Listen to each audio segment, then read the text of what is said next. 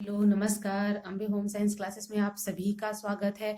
तो आज मैं आप लोगों के लिए ब्लड से रिलेटेड टॉप 20 क्वेश्चन लेके आई हूँ जो आपके एग्जाम के लिए बहुत ही महत्वपूर्ण है।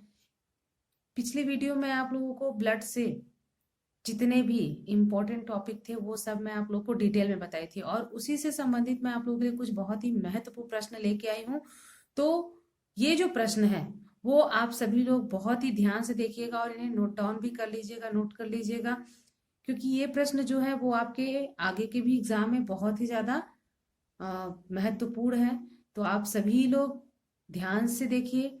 तो आज का जो है पहला प्रश्न है, रक्त में पाई जाने वाली कणिकाएं हैं। कौन कौन सी रक्त में पाई जाने वाली कणिकाएं हैं? लाल रक्त कणिकाएं, श्वेत रक्त कणिकाएं और प्लेटलेट्स। ये तीनों कणिकाएं जो होती हैं वो रक्त में पाई जाती हैं। दूसरा प्रश्न है, श्वेत रुधिर कणिकाओं का कार्य। क्या क्या कार्य करता है श्वेत रुधिर कणिका?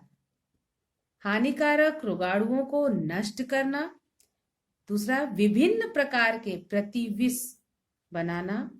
तीसरा, शरीर से दूषित पदार्थों को बाहर निकालना। तो ये है श्वेत रुधिर कणिकाओं के कार्य। जिन्होंने पिछला वीडियो देखा होगा तो उनको ये सारे प्रश्न आ रहे होंगे, क्योंकि मैं ये सब आप लोग को करवाई हूं। तीसरा प्रश्न है, हानिकारक रोगाणुओं को नष्ट करना व रोगों से रक्षा करने का कार्य है किसका? श्वेत रुधिर कणिकाओं का। श्वेत रुधिर कणिकाएं जो होती है वो हमारे शरीर में रोग प्रतिरोधक क्षमता को बढ़ाती हैं। चौथा प्रश्न है, रक्त का कौन सा कण रक्त जमने में सहायक होता है? इसमें क्या पूछा है? रक्त का कौन सा कण? तो प्लेटलेट्स आएगा। प्लेटलेट्स जो होता है वो रक्त के थक्का बनने में, जो कण होता है वो रक्त के थक्का बनने में सहायक होता है। पांचवा प्रश्न है, रक्त का थक्का बनाने वाला प्रोटीन है। तो कौन सा प्रोटीन है? फाइब्रिनोजन। जो प्रोथ्रोम्बिन होता है वो प्रोथ्रोम्बी को फिर फाइब्रिनोज में परिवर्तित करके रक्त का थक्का बनाने का कार्य करता है। और ये रक्त का थक्का बनने का जो प्रोसेस होता है वो बहुत ही लंबा प्रोसेस होता है, यानी 13 प्रोसेस होते हैं जिसके बाद रक्त का थक्का बनने की प्रक्रिया पूर्ण होती है। छठा प्रश्न है, रुधिर को की शुद्धि किस अंग में होती है? तो मैंने बताया था ना आप लोग को, रुधिर की शुद्धि फेफड़े में होती है। सातवां प्रश्न है, फेफड़ों से ऑक्सीजन ग्रहण करके कोशिकाओं में कौन पहुंचाता है? तो हीमोग्लोबिन जो होता है वो फेफड़ों से ऑक्सीजन को ग्रहण करके कोशिकाओं तक पहुंचाने का कार्य करता है। आठवां प्रश्न है, रुधिर कोशिकाओं में उपस्थित लाल रंग का वर्णक होता है। तो उस लाल रंग के वर्णक को क्या कहते हैं? हीमोग्लोबिन कहते हैं।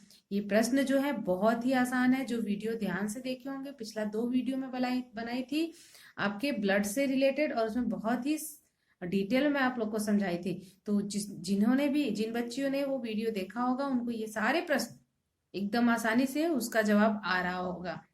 तो क्या है इसमें? हीमोग्लोबिन के कारण ही लाल रंग का वर्णक हमें दिखाई देता है। 9वां प्रश्न है, रक्त वर्गों की खोज किसने की है? तो इसे लिख लीजिएगा आप लोग। रक्त वर्गों की खोज कार्ल लैंडस्टीनर ने की है।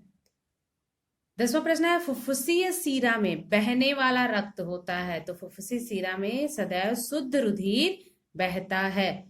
11वां प्रश्न है, एक जोखिम कारक जिसके हस्तक्षेप हृदयवाही रोगों को कम कर सकते हैं। कौन कम कर सकते हैं? शारीरिक निष्क्रियता। ये जो शारीरिक निष्क्रियता होता है एक जोखिम कारक है जिसके लिए हस्तक्षेप हृदयवाही रोगों को कम कर सकते हैं। 12वां प्रश्न है, रक्त कोशिकाएं जो मोनोसाइट से छोटी होती हैं और जिसमें बड़ा केंद्रक पाया जाता है, क्या कहलाता है? वो लिम्फोसाइट कहलाता है। ये जो रक्त कोशिकाएं होती है, रक्त कड़ी कोशिकाएं जो मोनोसाइट से छोटी होती हैं और जिसमें बड़ा केंद्रक पाया जाता है उसे लिम्फोसाइट कहते हैं। लिम्फोसाइट जो होता है वो श्वेत रुधिराणु की संख्या का 20 से 40% होता है और प्रति घन मीटर रक्त में इनकी संख्या 15 से 2500 तक होती है। तेरा प्रश्न है, किस एक समूह को सर्वदाता माना जाता है? ये तो आप सब लोग बता देंगे। वर्ग ओ को सर्वदाता माना जाता है और ए बी को सर्वग्राही माना जाता है। 14 प्रश्न है, RH तत्व है, क्या है? एंटीडोर का प्रकार है।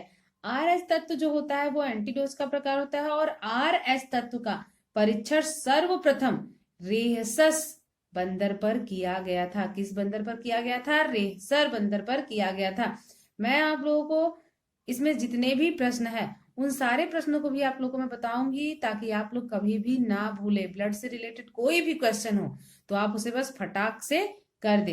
तो अगर ये मान लीजिए पूछता भी है कि RH तत्व का जो परीक्षण किया गया था किस पर किया गया था, तो बंदर पर किया गया था। उस बंदर का क्या नाम था? रेहसस।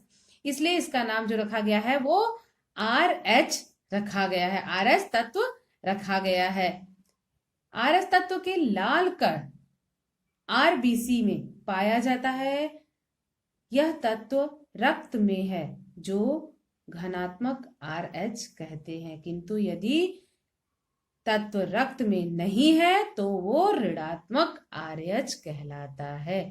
आप सभी लोग जानते हैं ना, ब्लड ग्रुप जो होता है वो पॉजिटिव और निगेटिव दोनों होता है। तो RH तत्व ही जो होता है वो क्या करता है? एंटीडोर का प्रकार बताता है, यानी प्लस या माइनस को बताता है।